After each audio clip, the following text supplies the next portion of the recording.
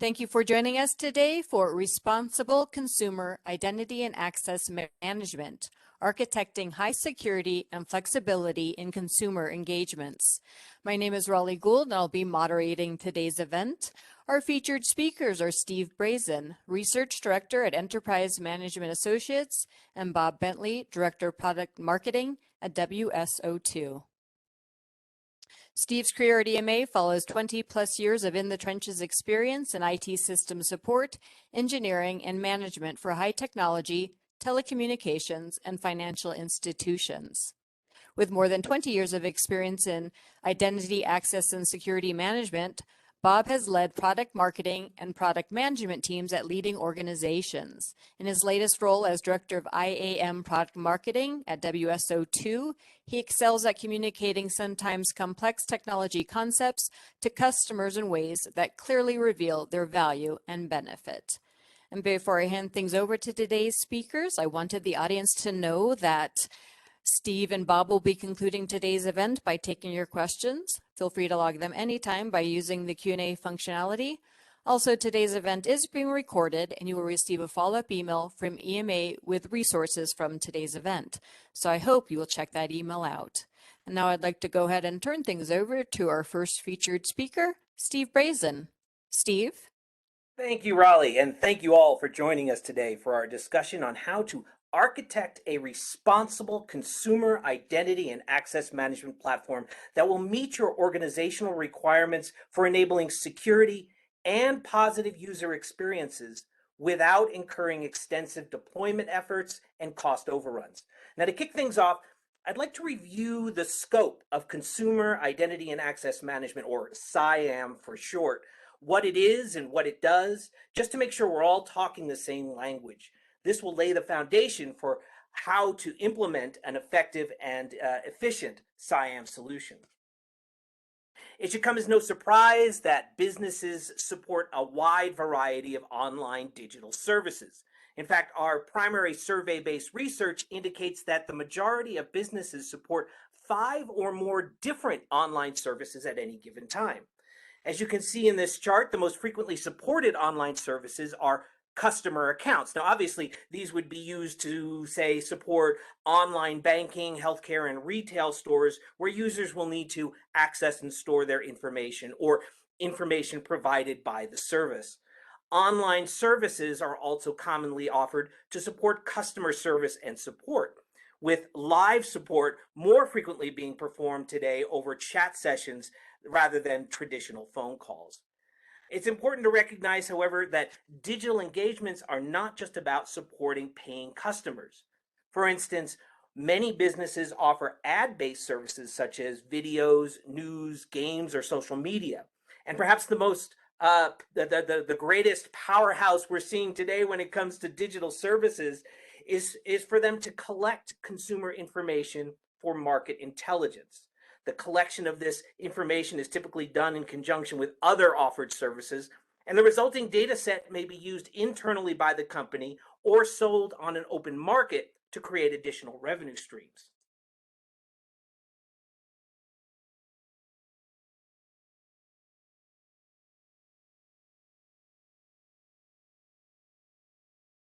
Regardless of which type of online services are being offered, you need a mechanism to enable user access to these services.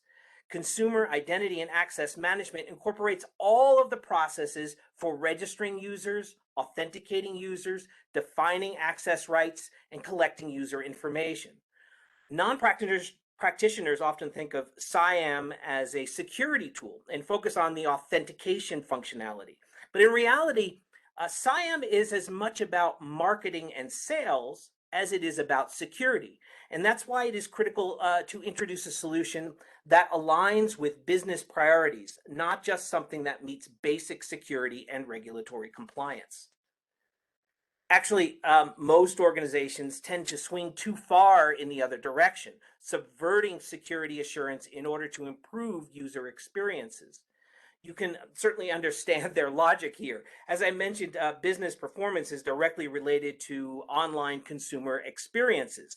In fact, a study done by the White House Office of Consumer Affairs reported that 96% of unhappy customers never complain about their experience, but will simply leave and never come back. Now, even worse, each dissatisfied customer will tell between 9 and 15 other people about their experience. So as you can imagine, the last thing any business wants to do is drive away potential customers. So they will often introduce weak security solutions so as to not inhibit user experiences. Now, unfortunately, this mentality derives from the mistaken belief that security and user experiences are diametrically opposed forces. In other words, they think that as you increase security, you decrease user experiences and vice versa. But that's actually a completely untrue expectation. There's actually no reason to expect to believe that you cannot attain both security and optimal user experiences simultaneously. And businesses certainly have a real motivation for doing so. 65% of businesses that we surveyed reported that they had experienced a security breach in their Siam implementations in just last year. That's 65%. Breaches included malware infections, exposure of consumer information, and stolen credentials. Even worse, 96% of organizations that experienced a security breach reported they suffered significant consequences as a result. Most frequently recognized was the inability to meet regulatory compliance, particularly among respondents from telecommunications and healthcare organizations. Incidences resulting in compliance failures most frequently involved a consumer inappropriately using another user's credentials to gain access, or consumer credentials being posted on the dark web, both of which are indicators of weak identity and authentication processes. Direct consequences to businesses' profitability, including loss of customers, loss of revenue, and a reduction in customer conversion rates, were collectively reported by 68% of respondents from breached companies. So, as you can see, a lack of security can also undermine business performance. And when it comes to architecting a CIAM platform, security considerations must be given equal footing to improving consumer experiences. Now, I imagine the questions many of you are thinking right now is, isn't managing security and enabling great user experiences simultaneously going to be very time consuming and costly to implement? And unfortunately, I have to report that more often than not, it is. Now, typically, businesses rush to introduce new online services and fail to properly orchestrate the CIAM components that they're using to make it all work. Now, to get everything to work as they envisioned, they hire expensive system integrators and other knowledgeable IT professionals to custom code features and points of integration. This results in very complex environments that are difficult to manage and maintain. Custom components are not supported by a vendor, for example, and any issues that arise must be manually investigated and corrected by the business IT administrators, which can be very time-consuming and can decrease the performance of the production service.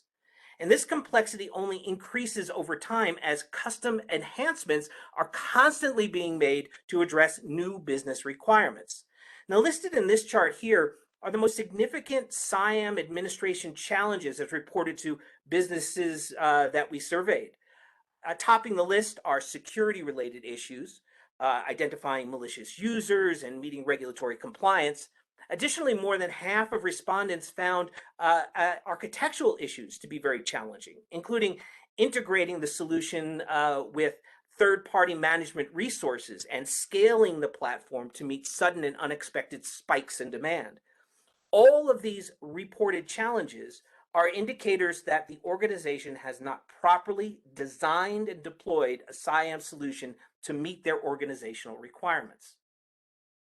And that is fundamentally what we are here to talk about today. How to architect a CIAM solution from the ground up that meets organizational requirements for security and user experiences in a responsible way that does not incur excessive deployment complexities and costs.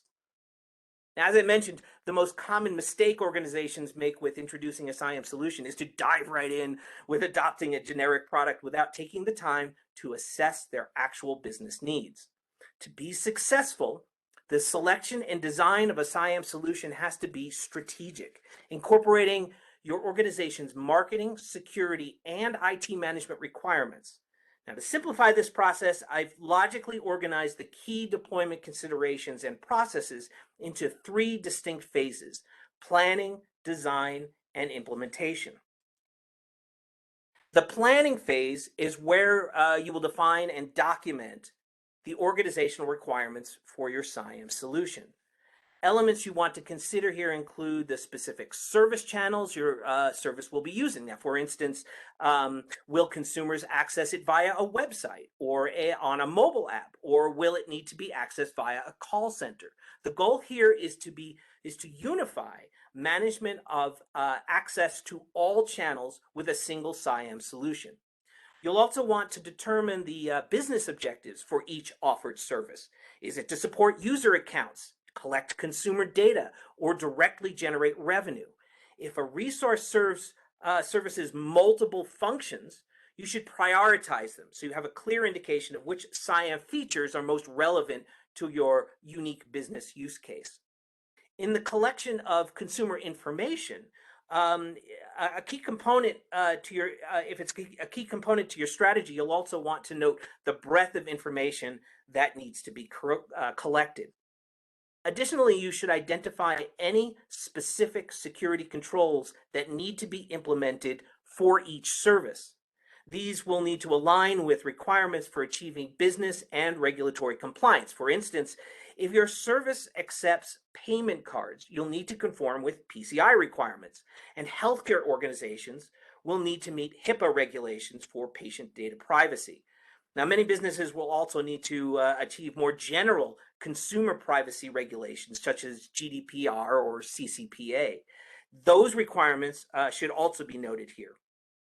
It's also important to physically document your organizational requirements for CIAM at this phase. Now, don't just skip this step, even if you think those requirements are obvious to your business. Now, first of all, it will ensure you don't forget anything important as you design and implement the solution. Also, the exercise will help you visually prioritize requirements. And perhaps most importantly, the written requirements can later be used to establish KPIs against which you can compare your implemented solution to gauge whether the project has met defined goals and achieved real return on investment. Now, as you put together your list of requirements, you'll want to be sure to be realistic about the scope of the project. What capabilities will the CIAM solution actually need to support? If you over-provision your requirements, you will be investing in a lot of time and budget into a project that will not be fully used, and at the same time making a solution unnecessarily complex. However, if you under-provision your requirements, you'll fail to achieve all of your business goals. So you really want to achieve a balance here. Along those lines, it is also important to recognize that both current CIAM requirements as well as expected future CIAM requirements need to be defined. Now, hopefully your business is going to grow over time, and in future you may need to support more customers or more online services or provide additional features. The ultimate goal here is to introduce a CIAM solution that is right-sized to meet today's requirements, but that can easily be expanded down the road to meet your new or changing requirements. Now, to lay a strong CIAM foundation, you should have at least some idea of how the requirements will evolve over time, so you can ensure your initial investment in the solution has the flexibility to achieve those needs down the road when you actually need them. One of the other considerations that should be part of the planning phase is the determination of the architecture that will be most beneficial to the business for hosting the CIAM solution. This will help narrow down your solution definitions and choices in the next few phases. There are really 4 different architectures to consider here. I would say most businesses would best align with a public cloud offering. SaaS solutions do not require the purchase of and deployment of any additional infrastructure components, so it's really a turnkey solution. You can quickly deploy it, and they are continually managed by the service provider, so you never need to install updates or patches. Public cloud services are also eminently scalable, so they're very easy to expand when you need them to over time. Now, unfortunately, some businesses are unable to use a public cloud service because compliance requirements restrict them from hosting sensitive data external from the company. Now, these organizations may opt to host the CIAM service themselves on their own private data center servers. On-premises solutions may also be needed to support direct integrations with customer resources that are also hosted in-house. Now, another option is to host the Siam service on a private or dedicated cloud service. Large businesses often have invested in their own internally managed cloud environment, or any organization may purchase a dedicated cloud environment from a service provider that is isolated from other services, other public services, and is only accessible by that business. Now, either approach will allow a business to meet service isolation requirements while still taking advantage of cloud flexibility and scalability. And finally, a hybrid approach could be employed, hosting components on two or more of the other architecture options. In regard to Siam, the most common hybrid implementation utilizes Siam software that is hosted on a public cloud, but stores sensitive information like credit card numbers and user credentials on an on-premises server or a private cloud. With your CIAM requirements carefully defined and documented, the next step is to design the feature set that will be included with your CIAM solution. This is the phase where you will be determining the specific capabilities you will need to include to meet your documented requirements. As an example, I'll cover the functionality that should be implemented to support the most common CIAM use cases, starting with how to orchestrate positive consumer experiences. First, you'll want to simplify the process for consumers to register on your service. Registration processes should be self-service, so users don't have to interact with support representatives to access resources. Clearly, most users don't like to actually talk people just to register for a service. Registration should also require the minimum collection of consumer information. For example, just their email address. The more complicated you make the registration process, the less likely it is that users will actually complete it. More comprehensive consumer information data collection should be systematically collected over multiple sessions so that users are never overwhelmed with too many invasive requests until they are sufficiently invested in the service. Nobody really wants to be interrogated by an unfamiliar website. The systematic orchestration of data collection is what we call progressive profiling. And that's definitely a feature you'll want to include if your business model involves collecting consumer information. And finally, repeat consumer interactions are greatly encouraged by the use of low friction authentication. Now, to be clear here, the word friction that we use refers to the number and complexity of authentication steps that a user must perform to gain access. For example, a low friction solution may enable access with a simple biometric scan, such as using a thumbprint reader, or if the user is already logged into a social media account that is linked to the account, they'll have automatic access. That's very low friction. Whereas a high friction solution may require the memorization of a password, unfortunately, plus a separate confirmation on a cell phone to achieve two-factor authentication. That's very high friction. Now, I want to dive into this a little bit more to showcase just how impactful low friction authentication can be to a CIAM implementation. We researched the business impacts of CIAM solutions from the time the platform was introduced to the present day. For a number of businesses. And across the board, organizations that supported low friction access options reported significant improvements across all critical KPIs for online services. Customer registrations increased by more than 16% Consumer traffic increased by 20%. The length of time consumers actively used offer services increased by 25%. So as you can see, the use of low friction access can have a profound impact on businesses. And also sales conversion rates. We also saw significant boosting of the adoption with the adoption of low friction access options.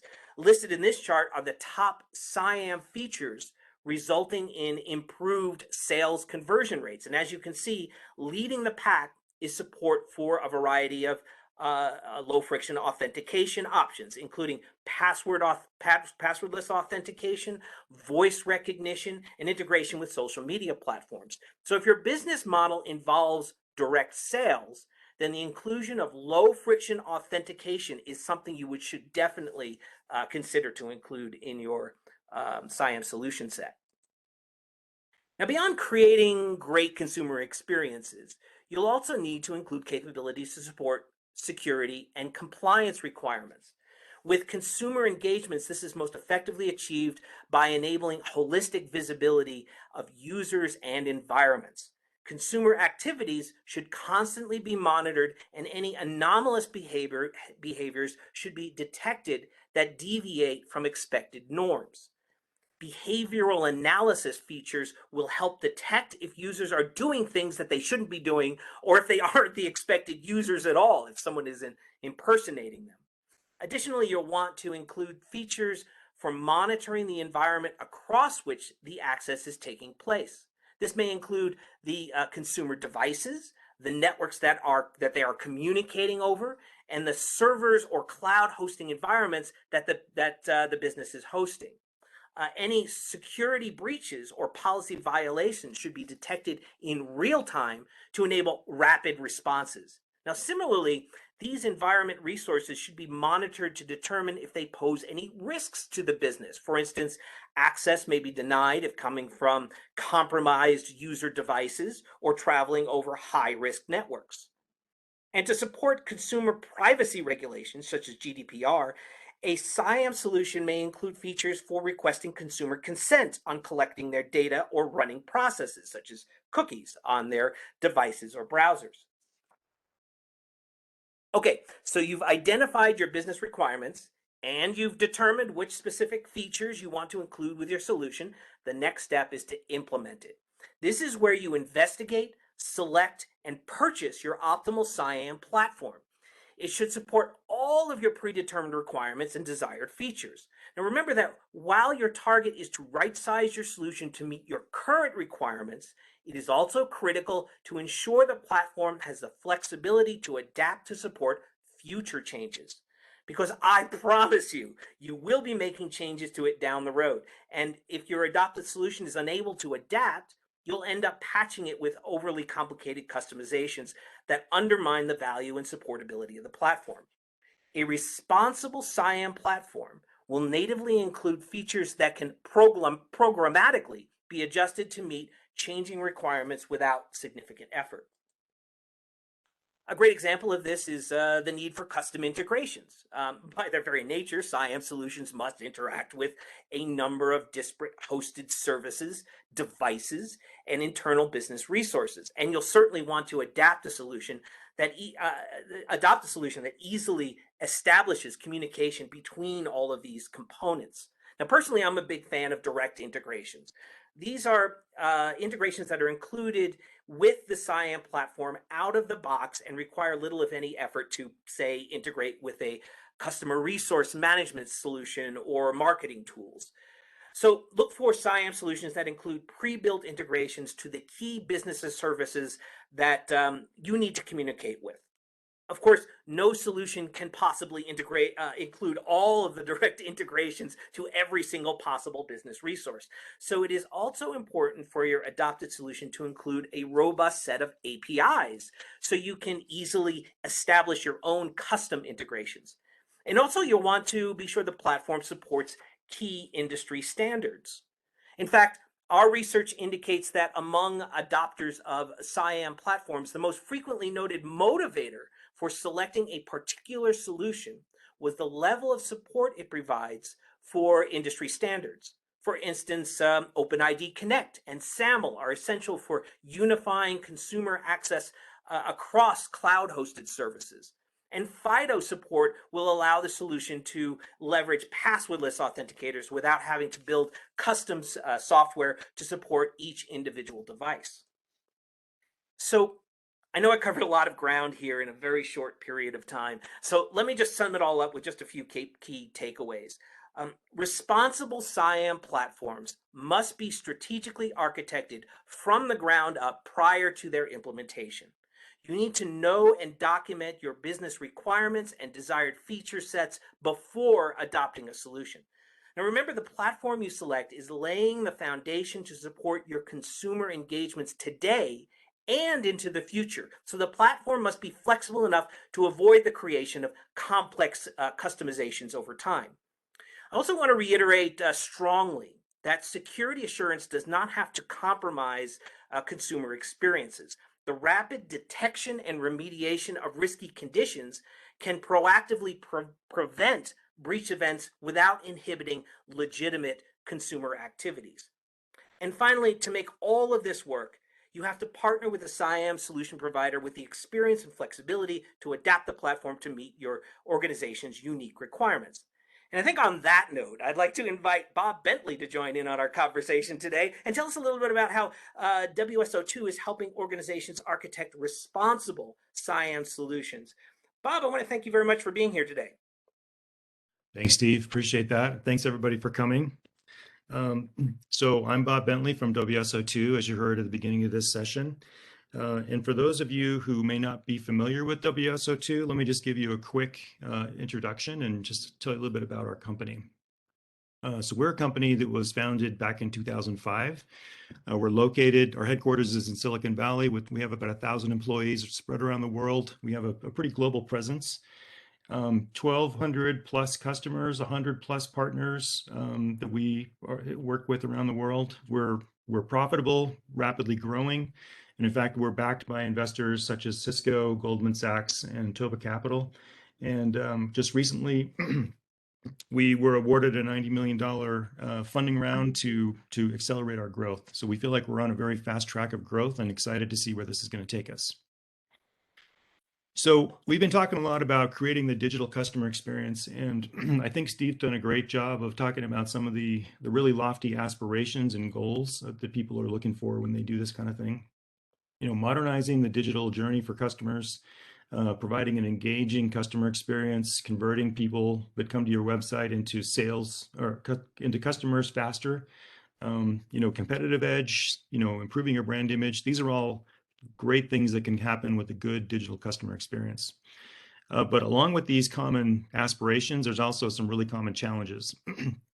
We found that for almost everybody we speak to, the app developers and the architects that are building these solutions don't have sufficient expertise in CIAM, identity concepts and best practices, things like that, to really have a good perspective on what they should be building. And this lack of awareness, or this lack of full awareness about things, includes what options are available for them to take. You know, how should they approach these problems, and how do they compare? How do the different options rate next to each other? And there's a lot of different things here, not just technical, but also commercial and practical issues that pop up when people make a selection about how they approach their customer experience program. And this lack of awareness, this lack of full understanding across the board sometimes can introduce risk that can really affect the long-term success of your project. And it's also often difficult to kind of project forward past the initial phase into, you know, what am I going to need next after I do this? What requirements are going to emerge? Those are very difficult to figure out. And so these kind of challenges pretty much pervade everybody that's trying to do this sort of digital customer experience, whether they're starting off with their own very simple program, maybe they're building it in-house, or maybe they've actually already partnered with a vendor who can help them. Regardless, these same challenges exist. So we believe that this is where WSO2 CIAM platform can come in and really help out. We like to call this CIAM without compromise, because we feel like there are a lot of compromises often must be made simply because of this lack of choices, lack of options, lack of understanding that Steve mentioned. So what is WSO2 Siam platform? It's a world-class developer-focused Siam solution that will make it much simpler for your organization to deliver that unique, compelling customer experience you're looking for. And it also minimizes the risks that can impede the success of your solution wherever you are in your journey, whether you're just starting out or, as I mentioned before, if you're already done this for a while, you're trying to take it to the next level. We feel like we have solutions for everybody along the board. So some of the ways that we try to really focus on preventing this necessity of compromise are things that Steve already mentioned.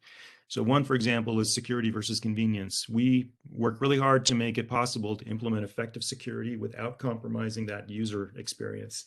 That's so important. That's going to actually drive the KPIs of your whole solution. We found that a lot of customers end up curtailing or limiting their vision about what they're going to create simply because they find out that it's too complicated.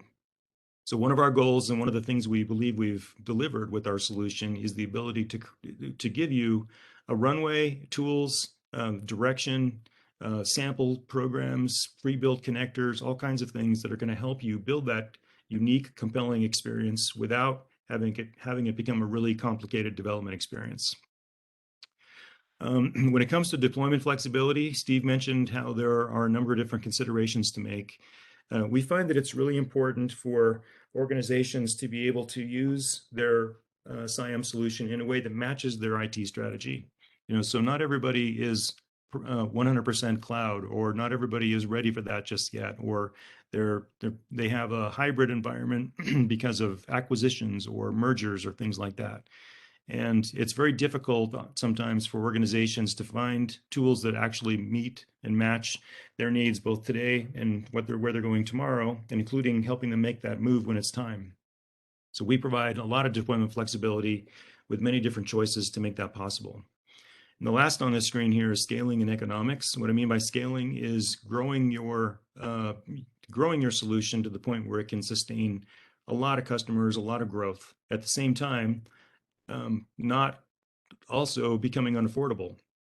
We've seen a lot of the different solutions out there that may have a very inexpensive or economic entry point, but as the scale grows, it's not always clear where those costs are going to go up, and sometimes those things go up just as much as the citizen, or just as much as the number of consumers and citizens that are accessing it. And sometimes if you're talking about very large instances like government or big consumer brands, they have hundreds of thousands, millions of customers that they're trying to work with, and sometimes lack of commercial flexibility can become a really big inhibitor to their success. So when we think about the platform capabilities that are provided by WSO2, I split these into two parts. There's the core CIAM building blocks that I have over here on the left. I couldn't list all of them because there's too many, but we provide all the basic features that are going to be required for what people consider to be typical CIAM solutions. Everything from registration, single sign-on, identity provisioning, adaptive authentication, access control, all the things that Steve mentioned before. We have those kind of capabilities out of the box, very simple to put together. In addition to that, we have more features that we consider to be kind of like specialty features for WSO2 that we think really help address some of those limitations we spoke about before. For example, the middle tier there where it says Extensible Product Architecture, we found that it's almost universal that somebody starts off with one set of requirements, and over time, maybe even before the first set of requirements are implemented, the requirements have already changed. And how do you adapt for that? How do you change in a way that doesn't impact your delivery time to make it overly complex, things like that? We have a very extensible product architecture that allows for and actually encourages change to happen in a very controlled and easy way that won't put a big burden on your developers or make it really too hard to manage. The last one on here as well, best-in-class B2B. B2B means business to business, and it's different a little bit from the other kinds of CIAM. I'll talk about that more in a moment. But many times people will buy a solution that may be very simple to get started with, but when they come into a little bit more complicated solution requirement like B2B, they find that there's just really not a lot of room to grow with the tools that they've chosen. So these are some of the platform capabilities that WSO2 offers, and we really feel it's a great set to both get started with, but also to not limit yourselves as you continue to grow.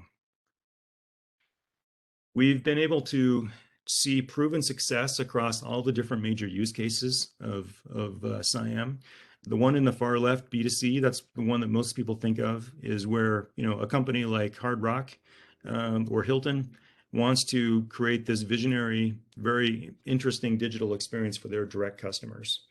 But there are other cases as well. So I'll skip over to G2C, that's government to citizen, where governments want to basically provision digital identities for all their citizens to be able to access securely the different resources that the government offers.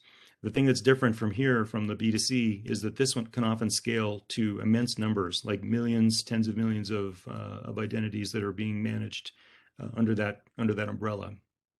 B2B, what I mentioned earlier, is really where one organization provides secure access to another organization for their partners, or for that third party to be able to also provide Siam for their own customers. That's a mouthful. But basically, it's a multi-tiered sort of environment where the customer experience is enabled for these third-party organizations and these partners for their own constituents. And and like I said before, it's a little bit more complicated than the straight up B2C. And this is one of the areas that we actually have quite a bit of experience, as you can see from some of these customer names here, of people that have done that sort of thing. The other ones over on the far right, API security and business to employee, are other ways that were sometimes used to help customers build out a more interesting and kind of more detailed, more rich environment for their Siam solution. But we have great customers that we love to talk about in all the different categories here. And speaking of customers, here's just a few of a different way to look at some of our customers from a vertical market perspective. We have companies all over the world that rely on WSO2 for their solutions, and over 1 billion identities managed, over 1,000 customers all put together here. You can see some of the marquee names like Fidelity, Deutsche Bank, Vodafone, Volkswagen, AT&T, Honda. There's a long list of customers that really focus and depend on WSO2 to present their digital face to their customers. As you're thinking about different solutions for Siam, I know a lot of people like to look to analysts to get some third-party, expert opinion from the outside. And so we're very happy that Cuppinger Cole has named us an overall leader, and Forrester has named us a strong performer in this space to give more confidence to organizations that are considering different options. And in fact, as far as Forrester goes, we actually asked them to look at some of our customers and do an independent analysis of the economic impact of using our solutions and what it would mean for a customer versus not using it. You can see it's pretty impressive. We've got over $4 million saved, over 300% ROI, much faster time to market. That's about 3 months faster than they otherwise would have been able to get there, and a 60% increase in developer productivity. So these tools are really helpful, really impactful, and have a great return on investment for organizations that are thinking about putting a digital experience out there. I mentioned Hard Rock earlier. Let me just talk this for just a moment. So Hard Rock, you may be familiar with Hard Rock Cafe, but it's actually a much bigger organization. Seminole Hard Rock Hotel and Casinos. They have resorts, casinos, restaurants, retail outlets, online presence, all kinds of things. They have grown through acquisitions and through mergers and things like that. And so they actually have groups of customers that are all over the place that came from the different parts of their organization. And one of their goals for their digital experience was to make it seamless for no matter where their customers originated. They were able to have a very seamless experience across their whole environment. And in fact, their environment even extends to their physical properties. So for example, when a customer walks into a casino, the system will know who they are, be able to grant them more customized experience based on the fact that they also are a great customer at their retail place and they've been eating at the restaurant extensively. They have a lot of loyalty points, that sort of thing.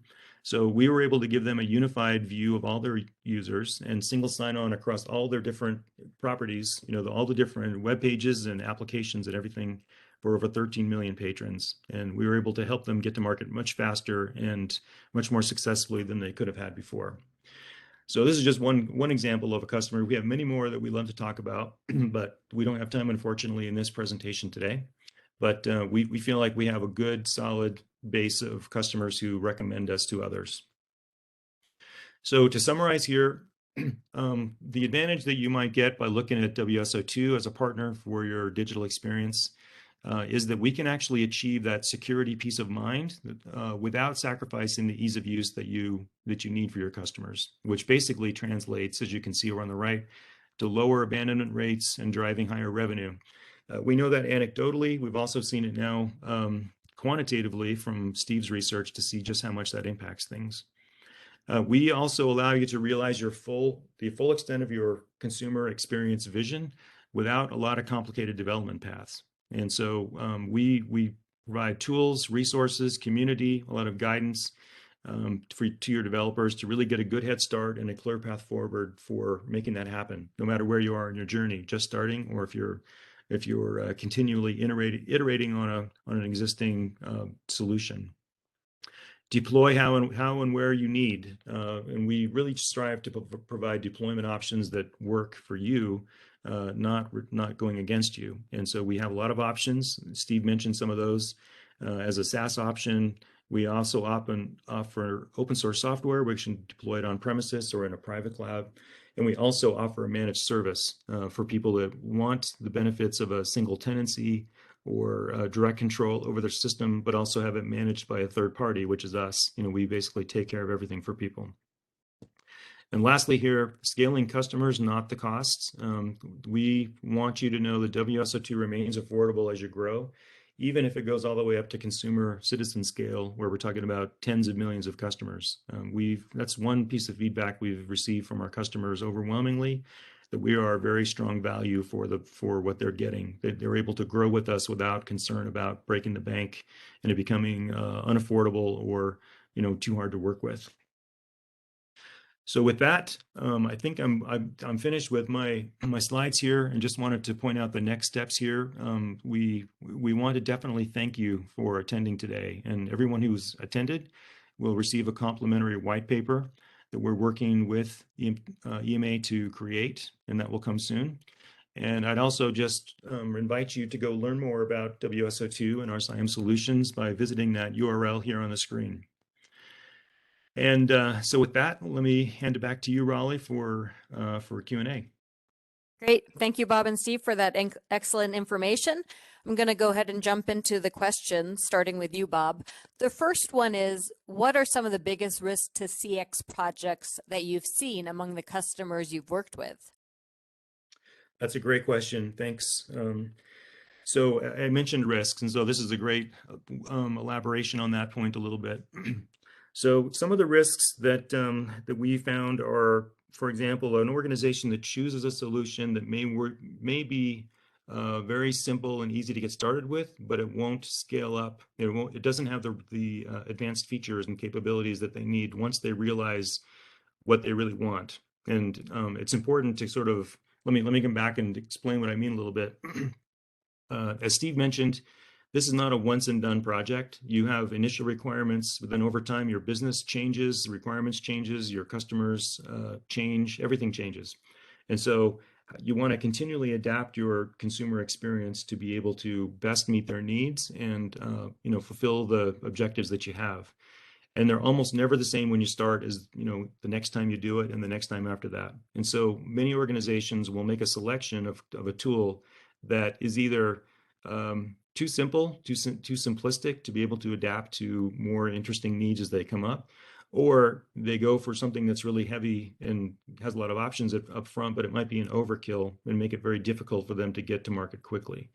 So that's one risk that I would say is just not understanding the options to be able to pick the one that's going to fit your needs best and be flexible as you grow. Um, I also mentioned just a moment ago talking about the scale and economics. Unfortunately, it's sort of a common practice in the industry that organizations offer a free tier or a very low cost entry point.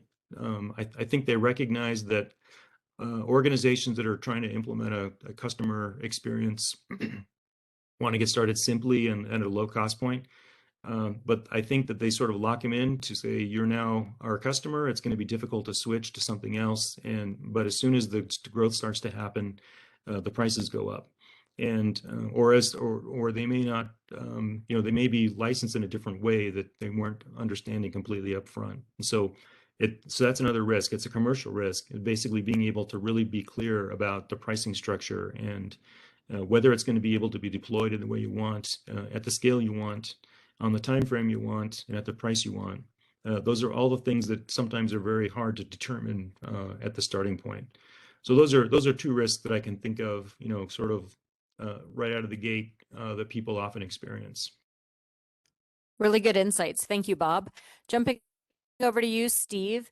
Is authenticating using social media accounts really secure? Oh, well, the short answer to that is that it really depends on the risk threshold of your offered services. Now, obviously, financial and healthcare accounts are going to be much more risk conscious than, say, freemium gaming service. Having said that, social media integrations are indeed the weakest form of authentication, according to our research. In fact, if you remember that chart I showed earlier that identified the frequency of breaches that occurred last year, well, we broke that information out by the types of authentication supported. And social media integrations were far and away the most likely to have been breached. It was even more, even less secure than single factor passwords, which were also noted to be significantly insecure. So, but the reality is that every major social media outlet has been breached at one time or another. Facebook, Google, Microsoft, Amazon, all of them. When the password tables are stolen from those solution providers, they get posted or sold on the dark web, um, making them very insecure, obviously, and that's how passwords get breached for those services. However, at the same time, I should also mention that services using social media authentication also achieved the greatest boosts to online service KPIs, including site traffic and the number of registrations. So this is something you'll want to consider very carefully during the planning phase. I would suggest that if you do opt to go with social media authentication, you introduce environment and behavior monitoring to rapidly identify any security breaches. You can think of, say, social media authenticators as kind of like having a crappy lock on your front door, and the monitoring solutions as having a home security system. If and when the attackers break through the front door, it's just going to set off the alarm, and then the police will respond to the alert. So if you think of it that way, you really want to make sure that your security focus is going to be on the monitoring side if you're going to employ something like social media authentication. Thanks, Steve. And staying with you, is it best to adopt an independent CIAM platform or one that is integrated with an enterprise IAM or PAM solution? Yeah, well, Siam as a practice is completely separate from enterprise IAM, or PAM could be considered a component of IAM. In fact, we're seeing a broad merger between the two. IAM platforms are now leveraging PAM capabilities. So those can be unified. But Siam is a completely separate practice. It has different requirements. Obviously, the focus is different. From an infrastructure perspective, Siam should have a separate database of users. It's going to have to be much longer. It has to have greater scalability than enterprise IAM, which is going to service just employees within the business, so that an enterprise IAM database can be much smaller and probably won't grow that much. So really, you're looking at two separate solutions. And while there may be some advantages to adopting a solution from the same provider, you might be able to bundle the solutions together, for example, to save costs. Honestly, I would look at them completely independently and look for, in both categories, look for solutions that best meet your requirements. And if they come from separate providers, they come from separate providers. They don't need to be integrated. There's not a lot of value in actual having integration between the two platform sets. Thank you, Steve. And wrapping up with you, Bob, what advice would you give to an organization that has internally built a simple CX, but are now looking to take it to the next level? Yeah, thanks. So the first thing I would say is that whoever's in this situation is already at a great advantage because they've already gone through one cycle of, looking at different requirements they have, figuring out a solution, and taking a shot at putting it out there. Having said that, it also gives you the opportunity to sort of reevaluate your requirements and your priorities and really take a good inventory of what it is you actually need. It's almost never the case that the first go of an organization when they create a customer experience that it does everything they want the way they want or performs the way they want or achieves the goals they want. And so there's always an adjustment process that goes on. So my advice would be to really spend time defining your requirements and figuring out what you want. Just like Steve said, be very clear about that. And once you do, pick a tool that's going to give your developers and your architects the best advantage they can get at getting to that place quickly.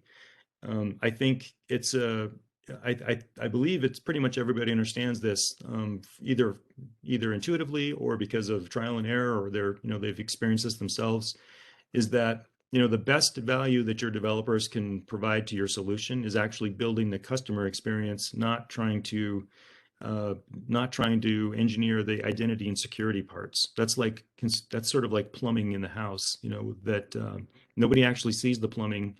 They just see the fixtures and the nice decoration and stuff like that. So find the plumbing that's going to work best for you, that's going to be the most flexible, give you the most head start to get where you want to go, and really spend time thinking about your requirements and what you want so that you can achieve those. Excellent. Thank you. Thank you both. And I wanted to thank our audience for joining us today. I will be sending out a follow-up email, and I hope you will check that out. And I hope we'll see you at a future EMA Research webinar. Thank you again for joining us, and enjoy the rest of your day.